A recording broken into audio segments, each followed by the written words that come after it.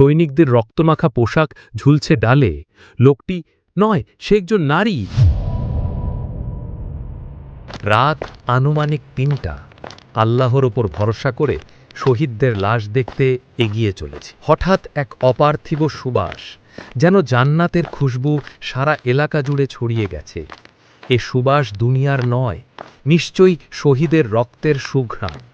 লাশগুলো মুক্তার মতো ঝলমল করছে, চিনে ওঠা মুশকিল কার কোন লাশ। আব্বুর লাশ একা টেনে তোলা অসম্ভব, তাই জানাজা পড়ে বললাম, আব্বু, ও আমার আব্বু, তোমার পাগল ছেলে তোমার খোঁজে এসেছে। আহ, কেউ সাড়া দিল না। তিনি আর এই ধুলির ধরণীতে নেই। হঠাৎ উত্তর দিক থেকে ভেসে এলো ক্ষীণ জিকির, আল্লাহ আল্লাহ। একজন জীবিত, গুরুতর আহত। আমি তাকে বললাম, ভাই, ভয় পেও না, আমি তোমার উদ্ধারকারী, এখন তুমি নিরাপদে আছো।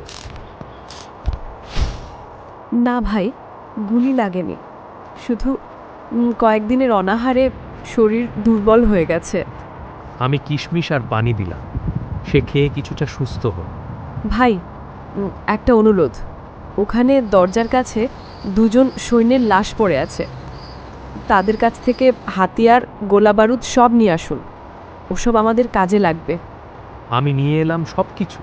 লোকটি বলল, এখানে দেরি করা বিপজ্জনক, চলুন দক্ষিণের নদীর ধারে চলে যাই, এখন মানুষের চেয়ে হিংস্র জানোয়ারই আমাদের নিরাপদ। আমি সম্মত হলাম। দুজনে সামানা তুলে চললাম বনের গভীরে, যেখানে মানুষ নেই, আছে প্রকৃতির নির্ভরতা। ফজরের নামাজ পড়ে আমি ঘুমিয়ে পড়লাম। ঘুম থেকে উঠে দেখি সৈনিকদের রক্তমাখা পোশাক ঝুলছে ডালে। লোকটি নয়, সে একজন নারী। চেহারায় পড়ে সূর্যের কিরণ, ও যেন জান্নাত থেকে পালিয়ে আসা হুর।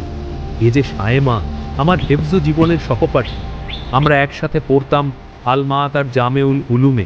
ইয়া, তুমি খোবাইব জাম্বুলি, তুমি এখানে? তুমি কি মুক্তির পয়গাম নিয়ে এসেছো? হ্যাঁ, আমরা আবার দেখা পেয়েছি, দুঃখ, রক্ত আর শহীদের গল্পের মধ্য দিয়ে। সে আমাকে বলল তাদের পরিবারের করুণ পরিণতির কথা।